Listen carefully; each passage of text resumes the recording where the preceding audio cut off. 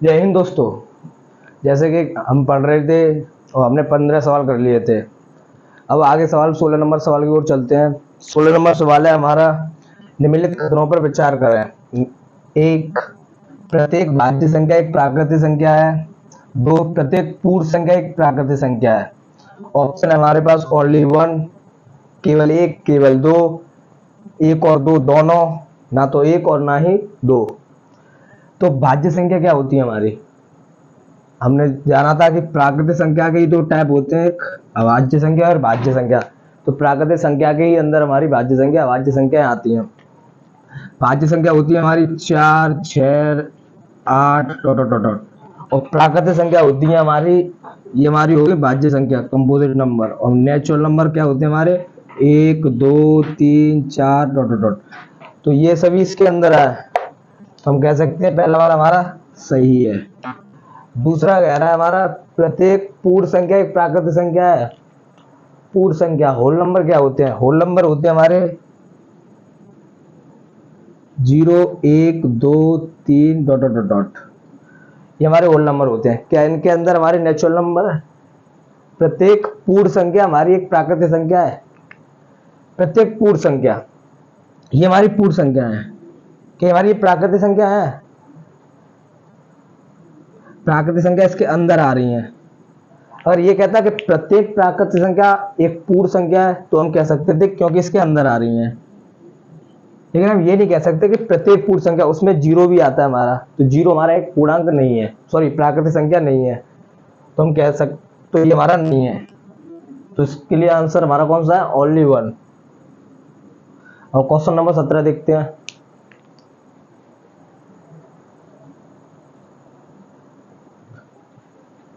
Question number 17 हमारा, माना एवी जिसमें ए और बी हमारे बराबर नहीं है। दो अंकों की ऐसी अभाज्य संख्या है जिससे कि बी ए भी एक, मतलब हम उस संख्या को पलटें तो वो भी हमारी एक अभाज्य संख्या हो। तो ऐसी संख्याओं, ऐसी सभी जितनी भी संख्या हमें उनकी संख्या बतानी है। जैसे कि इसमें हमारी एक 11 है। 11 एक अभाज्य संख्या है हमारी। इसमें पहला वाला एक ए हो गया, दूसरा वाला एक, ये तो हमारा क्या हो गया? ए बराबर बी। लेकिन इसमें ये कह रहा है ए बराबर बी नहीं लेना हमें, तो मतलब हमारा 11 वाला कैंसिल हो जाएगा। 11 में नहीं लेना, 11 में नहीं लेना। अब देखते हैं आगे, जो हमारा A not is equal to B, A B के बराबर नहीं हो। तो हम पहले देखते हैं 11 के बाद क्या आता है। दो अंक को देखनी है हमें, एक अंक की नहीं देखनी। तो हमें 10 से पहले की तो नहीं देखनी, 10 से बाद की देखनी है। तो 10 एक हमारी अभाज्य संख्या नहीं है। 11, जिसकी 11 में ए और बी बराबर है, तो ये हमारी होगी नहीं। अब देखते हैं 13। 13 हमारा 13, अगर 13 को हम पलटें तो क्या ये एक हमारी अभाज्य संख्या है? क्योंकि ये ए बी होगी। अब हमें देखना है बी ए बी क्या अभाज्य संख्या हमारी? बी ए। तो 31, 31 ही हमारी अभाज्य संख्या है। अब इसके बाद आती है हमारी 17, और 17 को पलटेंगे, ये भी हमारी अभाज्य संख्या है। उसके बाद आती है 19, 19 को पलटेंगे, क्या ये हमारी अभाज्य संख्या है? 19 7 से कट जाता है 13 बार, 13 बार कट जाता है, तो ये हमारी अभाज्य संख्या नहीं है। 19 नहीं है। 19 के बाद आती है 23, 23 का उल्टा करेंगे तो 32, 32 हमारी अभाज्य संख्या नहीं है। अब आती है, ऐसे देखेंगे हम 29, 29 का उल्टा 92, 92 2 से कट जाएगा, ये हमारी अभाज्य संख्या नहीं है। उसके बाद आती है 31, 31 हमारी हो चुकी है। उसके बाद आती है क्या हमारी 37, 37 आती है हमारी, जिसे पढ़ेंगे हम तो 73 होगा, ये भी हमारी अभाज्य संख्या है। उसके बाद आएगी हमारी 41, 41 का उल्टा 14, उल्टा क्या होगा? 14, 14 नहीं है। उसके बाद 43, 43 का उल्टा 34, वो भी नहीं है हमारी। उसके बाद 47, 47 का 74, तो वो भी नहीं है हमारी। उसके बाद हमारा 53, 53 का 35 हो गया उल्टा, वो भी नहीं है हमारी। उसके बाद आ गया हमारा 59, 59 का उल्टा 95, तो वो भी हमारी अभाज्य संख्या नहीं है, क्योंकि 5 से कट जाएगा 19 बार वो।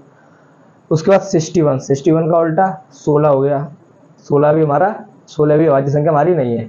उसके बाद आता है हमारा 67, उसका उल्टा 76, वो भी नहीं है। उसके बाद आएगी हमारी 71, ये हमारी हो चुकी है, हो चुकी है। इसका उल्टा 17 हो गया है। 73 भी आएगी जो 37 हो चुकी है। उसके बाद इसमें आएगी हमारी 79, जिसका उल्टा होता है 97।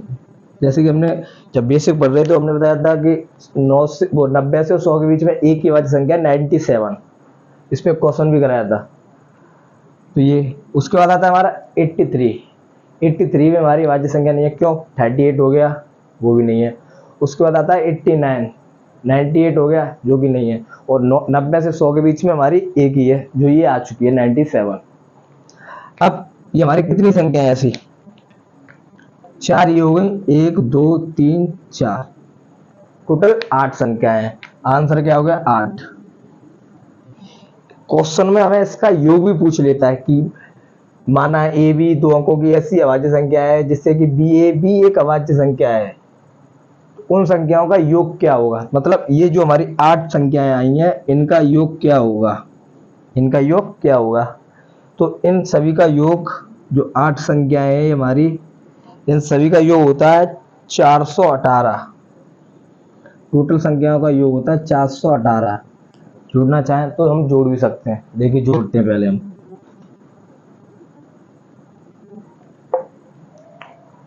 31 और 13 44, 71 और 88 110,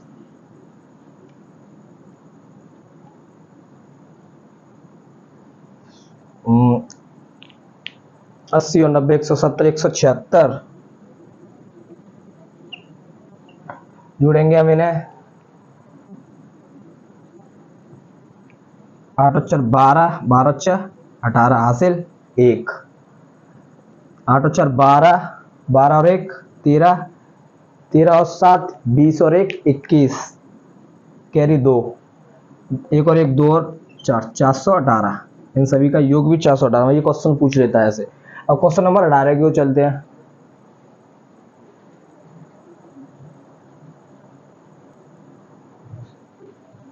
क्वेश्चन नंबर 18 हमारा,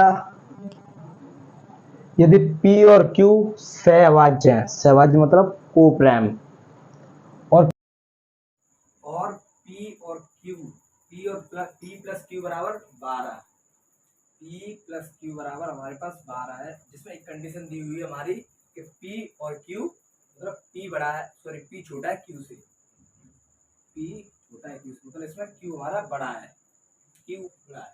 तो हमने जैसे कि बेसिक्स में पढ़ा था कि हमने जो प्राइम नंबर है उसे 3 टाइप से बांटा था।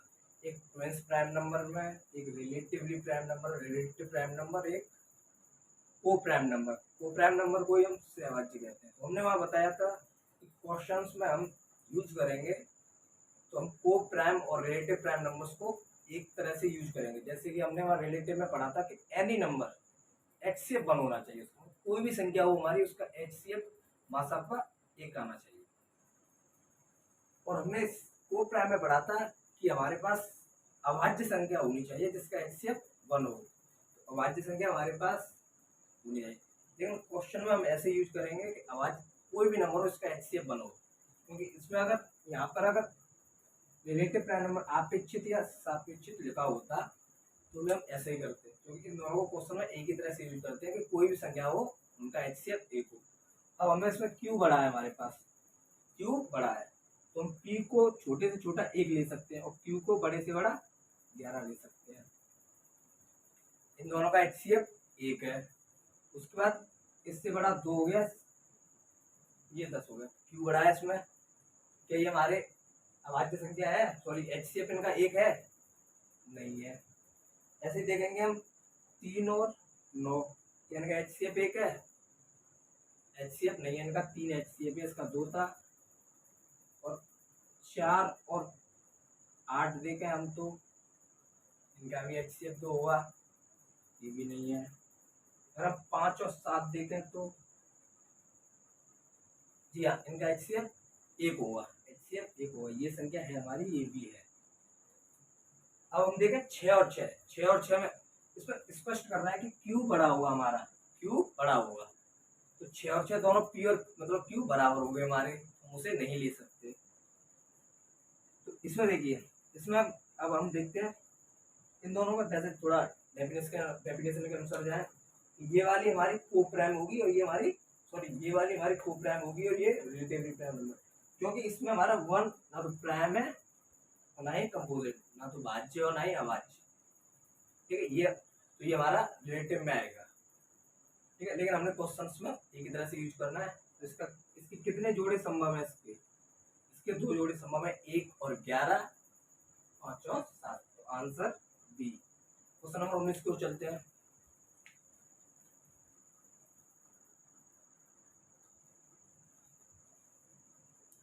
क्वेश्चन नंबर 20 से हमारा निम्नलिखित कथन में से कौन सत्य है, निम्नलिखित कथन में से कौन सा सत्य है।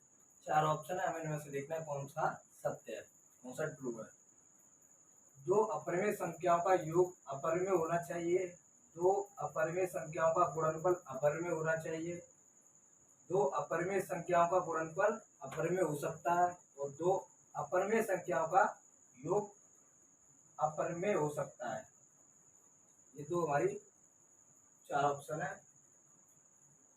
अब इसमें देखते हैं सबसे पहले कि होना चाहिए, क्वेश्चन की लैंग्वेज समझनी पहले, और हो सकता है इसमें भी होना चाहिए, हो सकता है और हो सकता है। इसमें हमें क्या पता चलता है, इसमें ये कह रहा है कि 2 हमें ऐसी संख्या लेनी है, मतलब 2 रेशनल नंबर, ठीक है। तो ऐसी 2 संख्या लेनी है जिसका हम सम करें तो 2 हमारी अपरिमेय संख्या आनी चाहिए। तो होनी चाहिए, होना चाहिए मतलब इसमें ये डेफिनेट कर रहा है, होना चाहिए। आप क्या कहें कि ये काम होना चाहिए, आप उसमें एक दबाव डाल के कह रहे हैं ये होना चाहिए, तो होना चाहिए मतलब डेफिनेट कर रहे हैं काम होना चाहिए। तो उसमें ये डेफिनेट कर रहा है कि 2 अपरिमेय संख्या का योग अपरिमेय होना चाहिए, अपरिमेय होना चाहिए। ऐसे ये कह रहा है हो सकता है, 2 अपरिमेय संख्याओं का गुणनफल 2 परिमेय संख्याओं का गुणनफल, 2 परिमेय रेशनल नंबर का हम प्रोडक्ट कर रहे हैं तो अपरिमेय हो सकता है। तो आप कह रहे हैं आज ये काम हो सकता है, जैसे आपने कहा कि हमें वो काम करना आज हो सकता है, जैसे कोई दीवार लगा रहे हैं आप ऊंची, तो आप कह सकते हैं कि आज हम इसे कर सकते हैं या नहीं कर सकते। एक तो हो रहा है आज ये होनी चाहिए, जैसे मैं मान लूँ मैंने कहा आज ये दीवार होनी चाहिए, यदि मैंने आपसे पूछा क्या ये काम हो सकता है, ये दीवार लग सकती है आप आज, तो आप कहेंगे हो सकता है, लग भी सकती है और नहीं भी। तो ये इनडेफिनिट मतलब हो भी सकता है और नहीं भी। तो इन दोनों की लैंग्वेज समझ लीजिए। तो पहला कह रहा है हमारा कि 2 अपरिमेय संख्याओं का योग, हमने 2 अपरिमेय संख्या ले ली, एक √2 और एक √3, इन दोनों का योग कर दिया, मतलब ये 2 हमारी अपरिमेय संख्या, एक √2 है और एक √3 है। तो इनका अगर हम योग करें तो ये हमारा अपरिमेय है, अपरिमेय। अगर हम इधर से ले लें कि √2 और एक हम ये हमारी अपरिमेय संख्या होगी √2 + √3। अब √2 कोमा माइनस का √2, अगर हम ये 2 संख्या लें तो प्लस और माइनस को जब जोड़ेंगे तो एक प्लस का 2 प्लस माइनस के √2, तो प्लस माइनस माइनस ये हमारे 0 हो जाएगा। 0 हमारी अपरिमेय संख्या नहीं है, एक परिमेय संख्या है। तो ये हमारा हो सकता है, होना नहीं चाहिए, तो ये हमारा गलत है, इसमें सत्य बताना है हमें। ये हमारा हो सकता है, होना नहीं चाहिए। जैसे हमारा दूसरा है कि इनका गुणनफल अपरिमेय हो सकता है 2 अपरिमेय संख्याओं का। 2 अपरिमेय संख्या हमारी जैसे कि √2 × √3, तो इनका ये हम प्रोडक्ट कर रहे हैं, इनका गुणनफल कर रहे हैं, तो क्या आएगा √6 ये हमारी अपरिमेय संख्या है। अगर इसी के हम √2 × माइनस के √2 का गुणा करें या √2 का गुणा करें तो ये क्या हो गया माइनस के √2 का वर्ग, और स्क्वायर से अंडर रूट हट जाता है, तो माइनस के 2 संख्या क्या आ गया -2। ये हमारी परिमेय और ये अपरिमेय। तो हम कह सकते हैं कि 2 परिमेय संख्याओं का गुणनफल अपरिमेय भी हो सकता है, परिमेय भी हो सकता है, तो चांस है इन दोनों के, लेकिन डेफिनेट नहीं है। अब इन दोनों का सम करें तो वो भी हमारा डेफिनेट नहीं है। ऐसे ऑप्शन सी, तो ये भी आंसर नहीं है हमारा। ऑप्शन नंबर सी, दो परिमेय संख्याओं का गुणनफल परिमेय हो सकता है। हमने दो परिमेय संख्या ले ली, सॉरी अपरिमेय हो सकता है। दो अपरिमेय संख्याओं का गुणनफल अपरिमेय हो सकता है। हाँ तो 2 6 ये हमारी परिमेय है, ये हमारी परिमेय ही होगी, अपरिमेय नहीं हो सकता। ठीक है, ये हमारा ऑप्शन गलत है। अब ये कह रहा है दो अपरिमेय संख्याओं का योग अपरिमेय हो सकता है। दो अपरिमेय संख्याओं का योग अभी किया था, अपरिमेय हो सकता है लेकिन होना नहीं चाहिए। दोनों में अंतर है, होना चाहिए और हो सकता है। जैसे कि हमने अभी √2 + √3 जोड़ा था, 2 + √3 ये हमारी एक अपरिमेय संख्या है। तो हम कह सकते हैं कि दो अपरिमेय संख्या का जब हम जोड़ करें मतलब योग करें तो वो हमारी अपरिमेय संख्या भी आ सकती है, मतलब हो सकती है।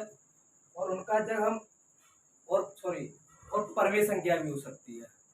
जैसे कि हमने ए के लिए जाना, लेकिन वो डेफिनेट नहीं करेगा हमारा, तो इसलिए आंसर हमारा डी है। दोस्तों आज के लिए इतने काफी है, इससे आगे हम कर पढ़ेंगे। जय हिंद दोस्तों।